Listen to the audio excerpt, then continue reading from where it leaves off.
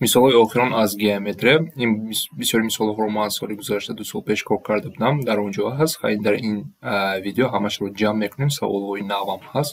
Ҳамаҳоям кор карда мебарем. Соли 179 ина ман соли гузашта кор кардам. ҳалли корро аз соли гузашта мемонам. Навбати ман дар ин ҷо як расм мондам. Трапеция дошт шудааст ABCD, асосҳояш AD ва BC. Давраи радиус ба 5 см баробар берун кашида шуда. Як давра дорем, берун аз трапеция кашида шудааст. Маркази давраи берун кашида шуда дар асоси AD мехобад. Қимати решаи 5AC-ро ёбед. Чӣ хел меёбем? Ман дар ин ҷо шаклҳоро мондам. Дар кадом асос шумо давраи берун кашидаро, вақте дар ин ҷо давраи берун кашида мегӯяд, яъне маъное дорад ки ҳамаи қуллаҳои трапецияро мебурад. Баъд ин дар кадом асос ба вуҷуд меояд?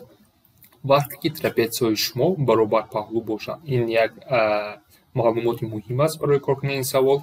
Агар шумо трапеция росткунҷа дошта бошед, аз дарун кашида мо ҳама тарафҳо мерасад давра, лекин аз берун кашида ба ҳамаи қуллаҳо намерасад. Барои ҳамин мо якум ё дуюм расмро бояд интихоб кунем. Ва боз чӣ мегӯяд? Дар ин ҷо маркази давраи берун кашида дар асоси AD мехобад, яъне дар яке аз асосҳо мехобад. Барои ҳамин якум шакл шуда наметавонад, чунки ин диаметри AB диаметри давра незад, аз ҳама шакли мувофиқ ин дуюм аст.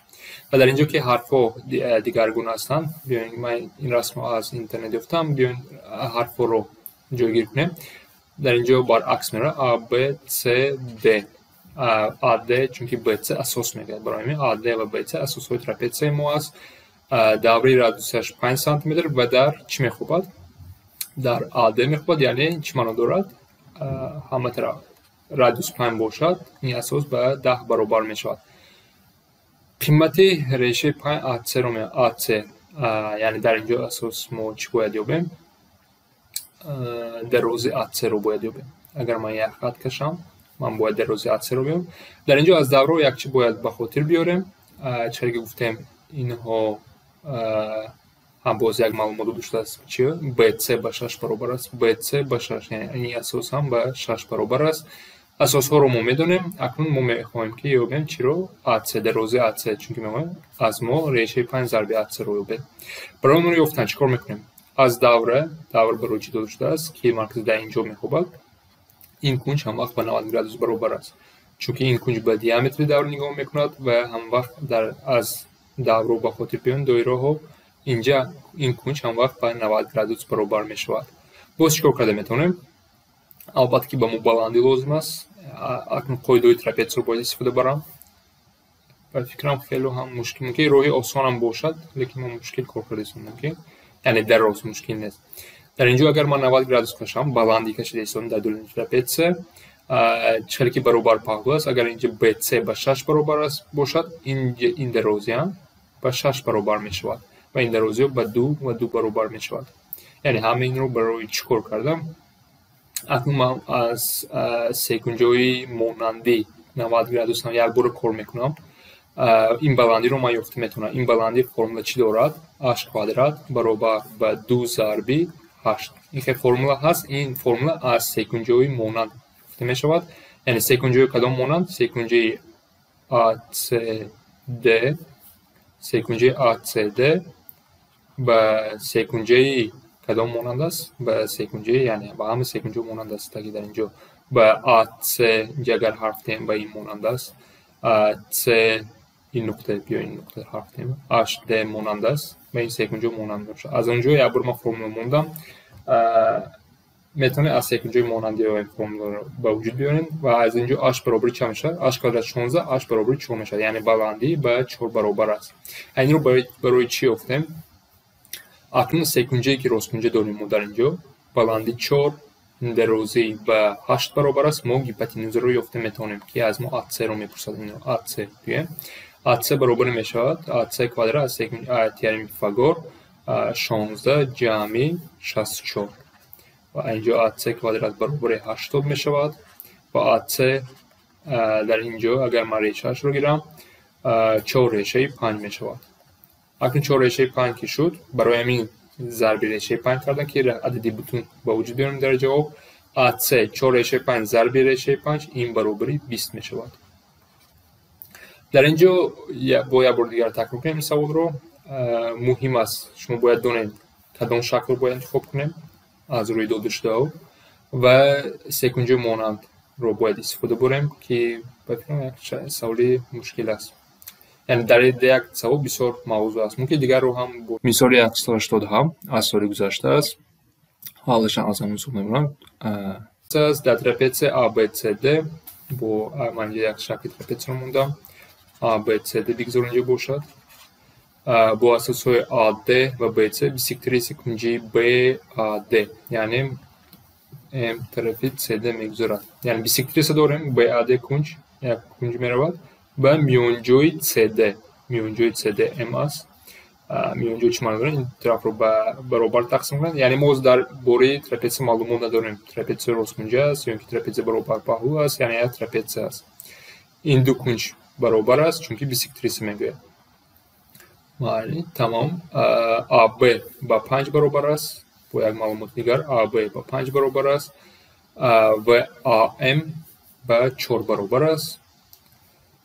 پیریمتر سکونجه ABM رو یابیم یعنی سکونجه ABM یعنی یک طرف باید کشیم. اکنون این مثال رو چکار میکنیم؟ نیا کنید اینجا جای میان ترپیز اگر باشه ما اگر خط پارالل ما میدونیم که در ترپیز این دو خط باید پارالل باشد. ما اگر باید خط پارالل کشم از میان جای این دو طرف رو هم به کنجای برابر تقسیم میکنه یعنی 2/5 میشود 2/5. این کنج که بیسیکتریس است از روی خطهای پاراللی این کنج هم برابر میشود. بگذار ما این کنج رو نام دهیم AA باشه این کنج هم A میشود. اکنون نیا کنید این سکونجه چخیل است و این ما اگر حرف کنیم AHM سکونجه برابر پهلو از جو فهمیدیم دو کنجه برابر داره. اگر دو کنجه برابر باشه طرف‌ها هم باید برابر باشه. اینجا هم باید 2/5 باشه. در سکونجه بالا HBM این سکونجه برابر پهلو است چون که این طرف‌ها 2/5 برابر است. کنج‌ها هم باید برابر باشه. کنج‌هایی که با اونها نگاه میکنم برابر باید باشه. از این چه یک خصوصیت میابیم؟ نیا کنید سکونجه ABM رو در این سکونجه سومی سکونجه و کنجوی سکونجه ما با 180 برابر است. از اینجا می‌بینیم 2A جمع 2B با 180 برابر است. من همه کنج‌ها رو جمع کرده ایستادم در این سکونجه. A جمع B برابری 90 می‌شود. این با ما چی معلومات میدن؟ این کنج با 90 گرادوس برابر است. این کنج با 90 گرادوس برابر است. از اینجا فرمول پیتاگور استفاده می‌بریم. نیا کنید در سکونجه ما داریم اگر علایده با کشم شکل که خیلی هم نقض نشده است شکل اینجا 90 گرادوس باشد یه 4 باشد و هیپوتنوزه که به 90 نگاه میکند 5 از این طرف به 3 برابر میشه. این از روی فرمول پیتاگور و از اینجا ما یافتیم اینجا به 3 برابر است. اکنون ما از ما چی میخواد؟ پیریمتر سکونجه ABM رو ABM سکونجه رو اگر ما جمع کنیم این بعد 12 برابر میشود. مثال 180 اکنون این سوال دیگرگون است لیکن با سوال 179 مانند است. ترپیز ABC در اون کشیده شده دور اساس های AD BC با همون سوال مانند است. رادیوس دور 10 است. مرکز دور در اساس AD میخوابد. اکنون در اینجا با حرفش دیگر هست من از رسم از دیگر چه گرفتم. این خیلی شد ABCD AD مرکز دور در AD خوب میکند. اکنون رادیوس دور 10 است. همچنین مثال 179 اینجا 10 میشود اینجا هم 10 میشود. BC داشته این 12 است. از ما چی می‌کنیم؟ اکنون AB رو اما اگر AB رو یابیم بعد اون رو بر ریشه 5 ضرب کنیم جوابش رو میابیم. چیکار کار میکنیم؟ باید داریم یک اول AC رو میکشیم.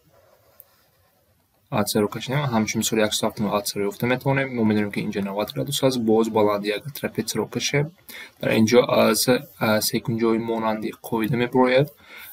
باز یک چی هست اینها برابر پهلو است ترپیزی. بعد که ما جدا میکنیم اینجا 12 میشود از اینجا تا اینجا 12 میشود. بعد این هر دو قسم برابر تقسیم میشود 20 بود 4 به 4 میشود. اینجا هم 4 میشود اینجا هم 4 میشود.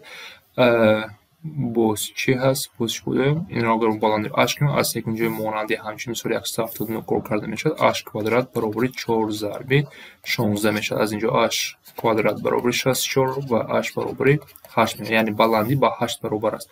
بعد از روی تئورم پیتاگور ما تئورم پیتاگور لازم است. تئورم پیتاگور لازم است برای جو ما این سکونجه نگاه کنیم. اگر من پای باز کنم اینجا 4 است بلندی رو یافتیم و با 8 برابر است اینجا 8 است از قانون پیثاگور x رو یافته میتونیم یعنی x کوادرات برابر با 4 کوادرات جمع 8 کوادرات است از اینجا x کوادرات برابر 16 جمع 64 x کوادرات 80 و x برابر ریشه 80 میشود از ما چی میپرسد ریشه 80 یعنی ریشه 5 ضرب آب معابر رو گفتیم ریشه 80 ریشه 5 ضرب ریشه 80 که این به ریشه 400 برابر است و این به 20 برابر می شود. مثال 182 دیاگونال های روم با 6 و 8 سانتی برابر است در روز طرف روم بیابیم اینو ما قاعده رو باید داریم روم چی بود پارالگرامی که همه طرفش برابر است و دیاگونال ها بین یک چالوک است یا دیگر از منبع میگیرم و بین دیاگونال ها هم وقت کنج 90 گرادوس است یعنی اینجا 90 گرادوس می شود 90 گرادوس و بگذار اینجا چه میشه 6 میشه 3 به 3 میشه از مرکز میبرد 4 به 4 میشه یعنی 6 و 8 است اکنون از روی تیرم پیثاگور یکی سکند جای استفاده برده ما میتونیم اگر مثلا طرفی همش x در روم برابر است طرفو x کوادرات چی میشود 3 کوادرات جمع 4 کوادرات وقتی اینش میکنیم x برابری 5 میشود مثال 183 بلندی روم 96 سانتی با دیاگونال ها چون 3 و 4 نسبت دارد مسافت آن را یابیم باز از روی همچون شکل پیشنهاد اینو ما تصویر کرده میتونیم بگذار اگر فرض کنیم که روم داریم همه طرفش برابر است مسافت روم رو ما با دو شکل با دو نمود یافته میتونیم دیاگونال رو کشیم و 4 تا سکونجه یخیل میشود هر یکی از سکونجه رو مسافتش یافته ضرب 4 کنیم با ما چی میدهد مساحت رو میده یا اینکه دیگر فرمول چی است بلندی ضرب اساس یکی از طرفو باز به ما مساحت رو میدیم بیاین از روی این چیز استفاده کنیم 3 به 4 چی معنا دارد ما نمیدونیم لیکن 3x گفته میتونیم 4x و 4x چون که ما در روز رو نمیدونیم x میگوییم اون رو از اینجا نگاه کنیم اگر 3x 4x باشد طرفو با 5x نسبت دارد و مساحت سکونجه از روی مساحت روم از روی سکونجه مثلا مساحت این سکونجه به چه برابر است 4x ضرب 3x تقسیم 2 که به 6x کوادرات برابر است همین سکونجه ما 4 تا داره یعنی مساحت روم به چه برابر است 4 ضرب 6x کوادرات یعنی 24x کوادرات میشه باز دیگر فرمول هست بلندی ضرب اساس اگر ما یک بلندی کشیم برای روم و این دو داشته است 96 مساحت روم باز چه یافته می شود 96 ضرب 5x هم یافته می شود که این به چی برابر است 48x برابر است اکنون مساحت که روم عوض میشه مساحت با یکدیگر برابر است یعنی از اینجا x یافته میتونیم ما گفته میتونیم که 24x کوادرات برابر 48x از اینجا اگر وقتی ما x رو کنیم x برابر 2 می شود مود رو وقتی کم میکنیم x برابر 2 می شود از اینجا ما چی مساحت رو یافته میتونیم ما چی گفتیم اگر x2 باشد مساحت هر یک سکونجه گویم با چی برابر می شود 6x کوادرات بود یعنی 24 می شود از این سکونجه ما 4 تا داریم یعنی مساحت روم به 24 ضرب 4 می شود 96 یعنی در اینجا هم x مون 96 مساحت یعنی برای چی ما سکونجه رو گفتم مساحت رو گفتم میتونه 96 می شود مثال 184 رادیوس دور بیرون سکونجه راستگونجه رو یابید که کدت‌های اون با 10 و 24 برابر است در اینجا یک قاعده داریم و ببین اول دور رو تخمینی کشم شکل مکمل نیست سکونجه راستگونجه رسمم نقض نشد لیکن در اینجا باید داریم که در سکونجه راستگونجه هیپوتنوز هم وقت دیامتری دوریش ما است از اینجا چی معلوم میشود اینجا 10 هست اینجا 24 است ما هیپوتنوز رو یابیم رادیوس رو هم یافته میتوانیم یعنی اگر ما این رو x کنیم x کوادرات برابر 10 کوادرات جمع 24 کوادرات ما این رو اگر به کالکولاتور باشه خیلی کار کرده میتونیم نگاه کنید هر دوش هم کرات‌های 2 است این رو ما 5 ضرب 2 نوشته میتونیم این رو ما 12 ضرب 2 نوشته میتونیم از اینجا معلوم میشه که یعنی همین هم کار کرده میتونیم چی معلوم میشه اون چی معلوم میشه اگر به کالکولاتور من چیکار کنم؟ x کوادرات میشود و 5 کوادرات جمع ضرب 2 کوادرات جمع 12 کوادرات ضرب 2 کوادرات. من برای خودم آسان کرده است. یک شما ضرب کرده ریشه بودن از باشین یا برو کرده میتونه. از این چی میشه؟ x کوادرات برابر 2 کوادرات ضرب 13 کوادرات میشود. از اینجا x برابر 26 میشود. اگر x 26 باشد ممکنه که رادیوس این دیامتر است. رادیوس برابر 26 تقسیم 2 برابر 13 میشود. مثال 185 این هم سال گذشته کار کردم. حالی کار را از سال گذشته میمونم. ساعت سکونجی روسکنجی بگی بیسیکتری سکونجی تیزون که مقابل اون با پورچه هاش بوده از کولی کنجوری سال تقسیم میدم. تمام سکونجی روسکنجی داریم. رسم تصویر کنیم. سکونجی روسکنجی بیایم دیگه هفته سکونجی آبیته این روسکنجی است 90 گرادوس. از کنجی تیز کدام کنجی تیز نامعلوم و بیایم کشیم. یک کنجی بیسیکتریس داریم. به طرف 8 و 10 تقسیم میکند. تمام کشیده. چی مساحت رو ببینیم؟ برای مساحت رو گفتم ما اساس رو داریم 18. لیکن بلندی رو نداریم. ما باید اول بلندی رو ببینیم. همین مثال چیکار کار میکنیم؟ این مثال از فرمولی بیسیکتریسی در سکونجه ها چه فرمول است؟ بگذارم اینجا حرف نیم حاضر. اینجا هم نامعلوم x کنم بگذار. در سکونجه ها اگر بیسیکتریس باشم بین طرف ها یک علاقه است و علاقه چی است؟ h تقسیم x یعنی دو طرف هایی که بیسیکتریس نموند تقسیم h تقسیم ده. یعنی این یک قاعده است برای چی لازم است؟ برای همین وقتی ما بیسیکتریس داریم این همین نمون فرمول نوشته میتونه. یعنی h تقسیم x طرفایی که به بیسیکتریس نمونه میکنن تقسیم از h سر کردیم h تقسیم ده میکنیم. و از اینجا نگاه کنیم یک خصوصیت پیدا کردیم 10h برابر 8x میشود. و اگر این رو ما ساده کنیم چه ساده کرده میتونیم؟ یعنی من میخوام که x رو هم از جهت h نویسم یا اینکه h را بعد سکونجی پیثاگور استفاده برده یکی از نمونه ها رو یافته میتونم. بگذار h برابر 8x تقسیم 10 باشد و این را گمان کنیم 4x تقسیم 5 میشود. اگر من جای h چی می‌نویسم؟ 4x تقسیم 5. از این کنیم تئورم پیثاگور استفاده می‌برم. 4x تقسیم 5 در کوادرات جمع 18 در کوادرات برابر است به x کوادرات. از این معادله دارم یک نامعلوم من کار کرده میتونم. این به چی برابر است؟ 16 x کوادرات ضرب 8 تقسیم 25 یک به یک نویسم 18 کوادرات برابر x کوادرات. یک کالکولاتور چه کار کرده میتونم؟ 16 x کوادرات مخرج رو اگر برابر کنیم من این رو نوشته میتونم 25 رو 5 کوادرات است 5 ضرب 18 در کوادرات من یک برو نوشته شدم برابر 25x کوادرات. یعنی مخرج رو برابر کردم و 25 رو به طرف راست گرفتم. از اینجا چی برابر میشود؟ در اینجا نویسم 16x کوادرات این در قوس که نباشد یعنی به 90 برابر است جمع 90 کوادرات برابر به 25x کوادرات.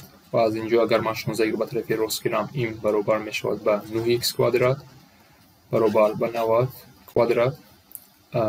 از اینجا x کوادرات به چی برابر میشود؟ 90 کوادرات تقسیم 9 و اگر ریشه‌اش رو گیرم 90 تقسیم 3 میشود یعنی به 30 برابر میشود. یعنی من این سوال رو یک بار تست کردم به کالکولاتور مخرج رو برابر کرده ساده کردم. x برابر 30 میشود. اگر دیگر رو هم داشته باشین یعنی یک بار یک به یک نوشته کار کرده میتونید x برابر 30 میشود. اگر x به 30 برابر باشد بلندی به چند برابر میشود؟ به 24 برابر میشود. جای x اگر 30 مونه بلندی به 24 برابر میشود. از اینجا از ما مساحت میخواد 24 بلندی ضرب اساس تقسیم 2 یعنی 24 ضرب 9 میشود. و اگر یک بار کار کنیم 180 32 212 اگر خطا نکنم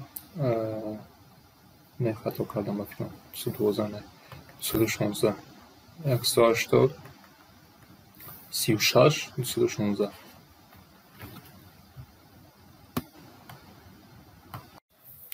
مثال 184 مساوات سکونجی اگر 185 فهمیده باشیم مثلا در اینجا یک بار کار کنیم شکل اگر کشیم ما سکونجی روسکنجی داریم و ما بیسیکلیت داریم و چی گفتیم در اونجا قاعده است بیسیکلیت بین طرف ها قاعده است این چی است 8 تقسیم 3 باشد و 10 تقسیم 3 باشه این طرف و اگر ما این بلندی A گویم که B گویم بین طرف ها علاقه است چه علاقه است A تقسیم B برابر می شود 8 تقسیم 3 تقسیم 10 تقسیم 3 می شود از اینجا به چی برابر 8 تقسیم 10 می شود اگر ما این اختصار کنیم باید 4 تقسیم بین برابر می شود یعنی ما اینو با چی نوشته میتونیم یعنی مقصد چی شد A تقسیم B برابر 4 تقسیم 5 یعنی من اینجا نوشته میتونم که A برابر 4B تقسیم 5 یعنی جای A من چی نوشته میتونم 4 ضرب B تقسیم 5 اکنون یعنی پیثاگور استفاده برده ما یکی از A یا B افته میتونیم چیکار میکنیم 4B تقسیم 5 در کوادرات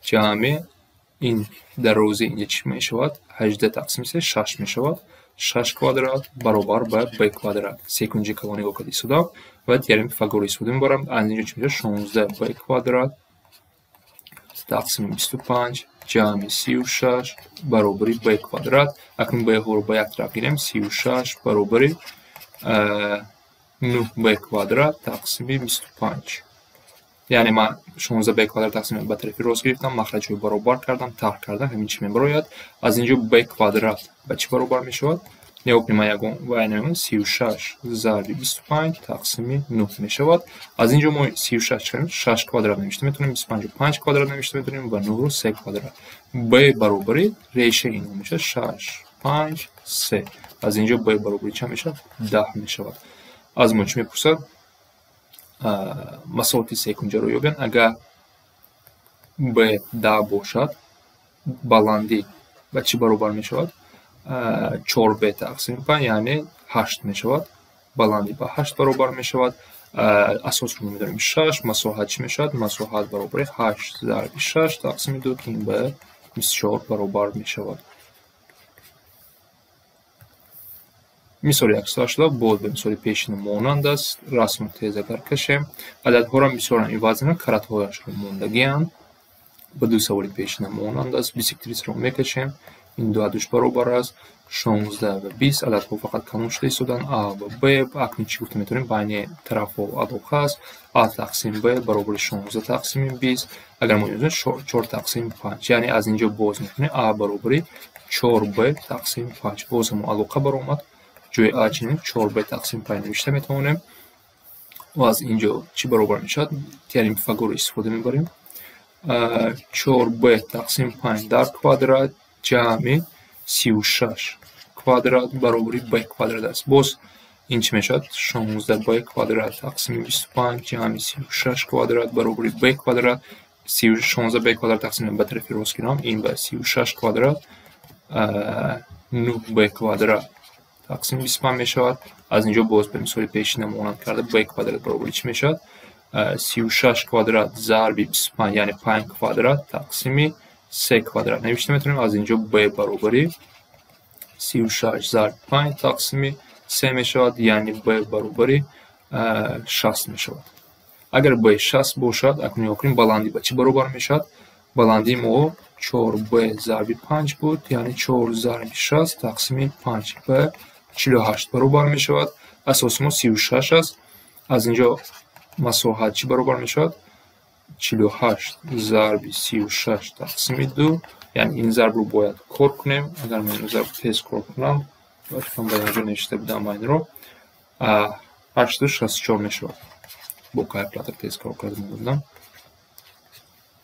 مسئله سیکنجی همون است مثال 180 با به مثال پیشین مانند است چه است باز همیشه ما سیکنجی راست کنجه داریم با بیسیکلیت داریم باز همون منطق است چه از 16 تقسیم 3 یگانچه با 16 20 داریم ما اینجا A و B است اکنون A تقسیم B برابر 16 تقسیم 3 20 تقسیم 3 که این به 16 تقسیم 20 برابر است اگر ما این اختصار کنیم به 4 تقسیم 5 باز نیا کنیم همون چی است یعنی A برابر چند است 4B تقسیم 5 باز همون عدد ها است 4B تقسیم 5 اکنون روی تیرم پیثاگور چیکار میکنیم 4b تقسیم 5 در کوادرات جمع پایان چند میشد این اساس به 36 12 برابر می شود. 12 کوادرات برابر به b کوادرات، باز 12 کوادرات برابر 9b کوادرات تقسیم 25. باز هم پیش نماند. از اینجا b کوادرات برابر 12 کوادرات ضرب 25 ضرب درون به درون 5 کوادرات تقسیم 3 کوادرات. از اینجا b برابر 12 ضرب 5 تقسیم 3 که به 20 برابر است. اکنون ما که b رو میدانیم، بلندی رو یافته میتونیم. بلندی به چی برابر است؟ 4b تقسیم 5 یعنی 4 ضرب 20 تقسیم 5 که به 16 برابر است. اکنون مساحت به چی برابر میشود؟ مساحت بلندی رو میدونیم 16 ضرب اساس چی گفتیم 12 تقسیم 2 میشود. از اینجا این 16 ضرب 96 میشه اگر در ضرب ها خطا نکرده باشیم. مثال 189 این مثالی اینم پیش کار کرده بودم. حالی کار رو از هم مثال 140 از گیومتری از سوالهای مسئله شد. اساسهای ترپیز 10 و 20 بوده. طرفهای پهلوی آن به 6 و 8 سانتی متر برابر است. مساحت آن را یابید میگن. چه کار میکنیم؟ بیاین اول تصویر کنیم. شکل چگونه است؟ شکل ترپیز رو مثلا فکر کرده میتونیم. برای مساحت رو یافتن به ما چی لازم است؟ در اینجا چی باشد بگذار؟ این اساسش بالا 10 می شود، پایان 20 می شود و اینجا 6 شود و 8 طرفهای پهلوی آن. برای مساحت رو یافتن به ما جمع اساس ها لازم است. با حرف این شدن DC جمع AB تقسیم 2 ضرب بلندی. بلندی به ما لازم است. یکی از بلندی ها با وقت بلندی کشم. برای این مثال کنم به ما 2 بلندی لازم است. بگذار اینجا باشد بلندی. کم ترجمه کنیم.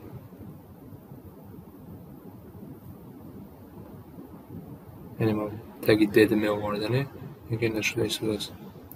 خیلی بیاین دستگی کشم. به ما بلندی لازم است. 2 تا بلندی جمع 8 می شود. اگر 10 DC باشد پایان هم باید 10 شود. اینجا حرف گرتی هم بگذار ای باشد. اینجا هم 10 می شود. و این ای و HB هر جمع هر دوشان باید 10 شد چون که همگی 20 است. حالا که نمیدونم چند به چند بیاین x کویم اینجا رو. اینجا 10 مینوس x می شود. x جمع 10 مینوس همش باید برابری 20 شود. اکنون باید ما بلندی رو بیم. بلندی چی میابیم؟ 2 تا سیکنجه راستگونجه دارم. یعنی فگوری ساده بوده میتونم. یعنی x کوادرات جمع h کوادرات برابر 36. این از یکم سیکنجه a1d از دویم سیکنجه chb h کوادرات جمع 10 مینوس x در کوادرات برابر 64. باید این سیستم مدل رو باید کار کنیم. چه کار میکنیم؟ نگاه کنیم در داش h کوادرات است. طرح کنیم. از دویم یکم رو طرح کنم چی میشود؟ 10 مینوس x در کوادرات مینوس x کوادرات برابر 64 مینوس 36 28 میشه. قوس رو اگر کشیم 100 مینوس 20x جمع x کوادرات مینوس x کوادرات برابر 28. از اینجا x کوادرات هم میرود. مدلی خطی شد. چه میشود؟ 100 مینوس 28 این به ما چه میدهد؟ 72 برابر 20x و x برابر است به 72 تقسیم 20. اینو ما اگر به 4 اختصار کنم 18 تقسیم 5 میشه. اکنون ما بلندی رو یافتیم. یعنی بلندی رو نرفتیم. بخشی x 18 تقسیم 5 شد. بلندی چه میشد؟ یک مدل مونه در اینجا مونه. بعدی x رو یافتن. البته به ما x لازم نیست. بلندی لازم است. چون کنیم در یک مدل اگر مونم چی میشود؟ x کوادرات یعنی 18 کوادرات 18 تقسیم 5 در کوادرات جمع h کوادرات برابر 36. از اینجا h رو باید یابیم. h برابر 36 مینوس 18 کوادرات. البته از کالکولاتور استفاده میبرم. شما در اینجا باید صرف کنید. 36 ضرب 25 مخرجمون باید هم 900 میشد. 900 مینوس 24 این 576 تقسیم 25. البته به ما خودی 8 لازم است. ریشه 8 رو میگیریم. ریشه گیریم 24 تقسیم 5 میشود. و اکنون بلندی رو یافتیم. در معادله میمونیم. رنگ دیگر رو انتخاب کنم. چند میشود؟ D3 10 جمع 20 تقسیم 2 ضرب 24 تقسیم 5 یعنی 30 تقسیم 2 ضرب 24 تقسیم 5 این رو اختصار کرده میتونیم 6 میشود. اینجا 12 میشود. 6 ضرب 12 این 72 میشود. جوابمون با 72 برابر میشود.